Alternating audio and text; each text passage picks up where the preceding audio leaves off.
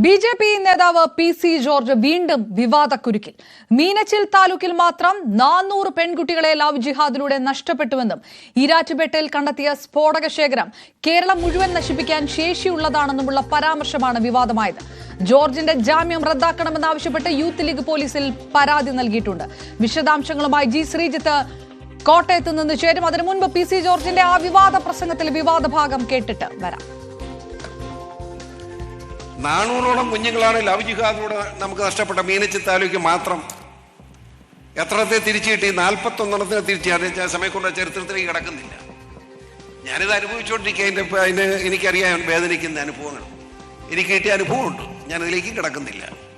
പക്ഷേ നിങ്ങളോട് എനിക്ക് പറയാനുള്ളത്, സാറന്മാർ മാത്രം സ്കൂളിൽ പഠിപ്പിച്ചിട്ട് പിള്ളേരെ ഒന്നും പേടിപ്പിച്ചാലും നടക്കുകയില്ല. സാറന്മാർ അവരുടെ കുടുംബത്തിൽ അവരുടെ ഭാര്യയും മക്കളുമായി ചർച്ച ചെയ്ത് ഈ മദ്യത്തിനും മയക്കുമരുന്നിനെതിരെ പോരാടുക. അതോടൊപ്പം ലവ് ജിഹാദ് നിങ്ങളുടെ മനസ്സ്. പിന്നെ വേറൊരു വലിയ കാര്യം കൂടെ പറയാതിരിക്കാൻ പറ്റില്ലെന്ന്. ഈ ക്രിസ്ത്യാനി എന്തിനാ ഒരു 25-30 പറഞ്ഞാലും ഇന്നലെ ഒരു കൊച്ചു പോയി, പെക്കൊച്ച്, വയസ്സ് 25. ഇന്നലെ രാത്രി 9:30 പോയത്, തപ്പിക്കൊണ്ടിരിക്കുക. ഞാൻ ചോദിക്കട്ടെ, 25 വയസ്സ് ആ പെങ്കൊച്ചിനെ പിടിച്ചു വെച്ചാൽ അപ്പനിട്ട് അടി കൊടുക്കണ്ടേ? എന്നാ അതിനെ കെട്ടിച്ചുവിടാഞ്ഞ്? നമ്മൾ ചർച്ച ചെയ്യേണ്ട ഒരു പ്രശ്നമാണ് അത്. എന്നോട് ക്ഷമിക്കണം ഞാനിത് പറയുമ്പോൾ. ഒരു 18-19 വയസ്സായി പഠിച്ചുകൊണ്ടിരിക്കുകയാണ്. ഒരു 22-23 വയസ്സാകുമ്പോൾ ആ കുഞ്ഞിനെ കെട്ടിച്ചു വിടണ്ടേ? ആ മര്യാദ കാണിക്കണ്ടേ? 25 വയസ്സാകുമ്പോൾ എനിക്ക് തോന്നുന്നില്ല പെണ്ണുങ്ങളെ കാണുമ്പോൾ ഒരു സന്തോഷം. അപ്പോൾ ഒരു പെൺകൊച്ചിനെ ആണുങ്ങളെ കാണുമ്പോൾ സന്തോഷം തോന്നുകയല്ലേ? ഇത് റിയാലിറ്റിയാണ്.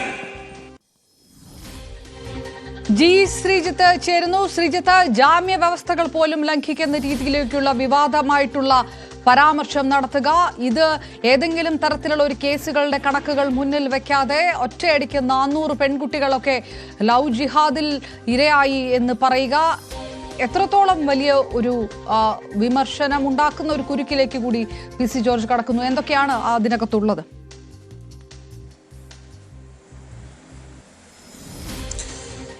അപർണ, തീർച്ചയായും വിമർശനത്തിന് ഒരുപാട് സാധ്യതയുള്ള ഒരു പ്രസംഗം തന്നെയാണ് പി.സി. ജോർജ് നടത്തിയത്. പ്രത്യേകിച്ച് ഈ 400, അപർണ ചൂണ്ടിക്കാണിച്ചതുപോലെ 400 എന്നൊരു കണക്ക് ചൂണ്ടിക്കാണിക്കുന്നു.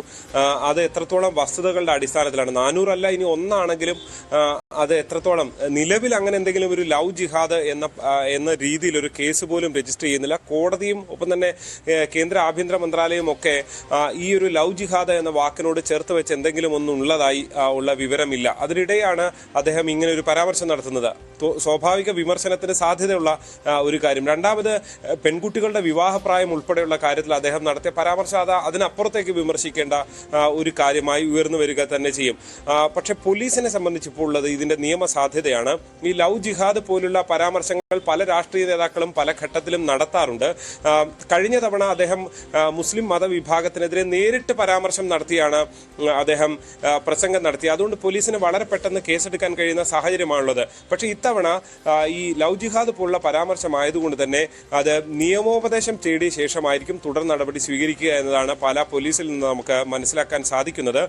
പ്രത്യേകിച്ച് കഴിഞ്ഞ കുറേ കേസുകളിൽ അദ്ദേഹത്തിന് വളരെ വേഗം ജാമ്യം കിട്ടുന്ന സാഹചര്യമൊക്കെ ഉണ്ടാകുന്ന ഒരു നിലയുണ്ടായിട്ടുണ്ട്. അതുകൊണ്ട് തന്നെ ആലോചിച്ച് പഠിച്ച ശേഷം, കോടതി വിധികളൊക്കെ പഠിച്ച ശേഷമായിരിക്കും, നിയമോപദേശം കൂടി ലഭിച്ച ശേഷമായിരിക്കും ഇക്കാര്യത്തിൽ ഒരു തുടർ നടപടി ഉണ്ടാകുക. പി.സി. ജോർജ് ഈ ഒരു പ്രസംഗം ഇത് ആദ്യമായി നടത്തുന്നതല്ല. സ്ഥിരമായി പല വേദികളിലും അല്ലാതെ വാർത്താ സമ്മേളനങ്ങളും ഒക്കെ ഈ വിഷയത്തെക്കുറിച്ച് പരാമർശം നടത്താറുണ്ട്. പക്ഷേ ഇപ്പോഴത്തെ പ്രത്യേക സാഹചര്യത്തിൽ അദ്ദേഹം ജാമ്യത്തിൽ നിൽക്കുന്ന സാഹചര്യത്തിൽ ഈ ഒരു പരാമർശത്തിന് അത് അല്പം ഗുരുതരമാണ് എന്ന് തന്നെ വിലയിരുത്തേണ്ടി വരും.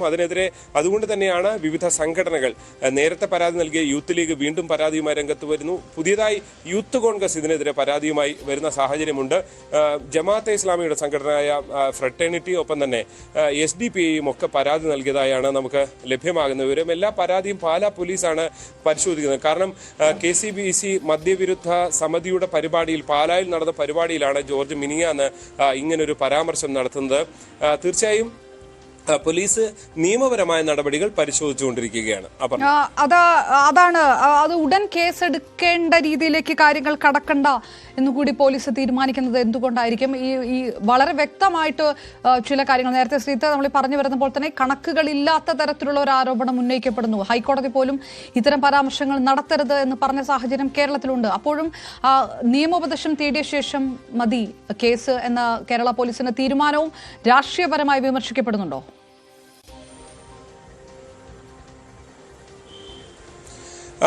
തീർച്ചയായും രാഷ്ട്രീയം ഇതിനകത്തിലെല്ലാം ഉണ്ട് എന്ന കാര്യത്തിൽ യാതൊരു സംശയവുമില്ല. ജോർജ് പറയുന്നതിന് രാഷ്ട്രീയമുണ്ട്, അത് അങ്ങനെ തന്നെ ചർച്ചയാക്കാൻ ജോർജ് ലക്ഷ്യമിടുന്നുണ്ട് എന്ന കാര്യത്തിൽ യാതൊരു സംശയവുമില്ല. പക്ഷേ ജാമ്യ വ്യവസ്ഥാ ലംഘനവുമായി ബന്ധപ്പെട്ട കഴിഞ്ഞ തവണ ഈരാറ്റുപേട്ടയിൽ ജോർജിന്റെ ജാമ്യ ഹർജി പരിഗണിച്ചപ്പോൾ തന്നെ ലീഗിന്റെ അഭിഭാഷകൻ ഇക്കാര്യം ചൂണ്ടിക്കാണിച്ചതാണ്. പക്ഷേ PC ജോർജിന്റെ അഭിഭാഷകൻ ചൂണ്ടിക്കാണിച്ചത് ജാമ്യ വ്യവസ്ഥാ ലംഘനമുണ്ടെങ്കിൽ ഇതുമായി ബന്ധപ്പെട്ട് ഇതുവരെ ഒരു കോടതി നടപടിയും ഉണ്ടായിട്ടില്ല, ഒരു നോട്ടീസ് പോലും ഫലത്തിൽ നൽകാൻ ഒരു കോടതിയും തയ്യാറായിട്ടില്ല. അതുകൊണ്ട് ജാമ്യ വ്യവസ്ഥ എന്നുള്ളത് പുറമെ ഇങ്ങനെ പറയാമെന്നുള്ളതിനപ്പുറത്തേക്ക് നിയമപരമായി നിലനിൽക്കുന്ന വാദമല്ല എന്ന് PC ജോർജിന്റെ അഭിഭാഷകൻ ചൂണ്ടിക്കാണിച്ചു.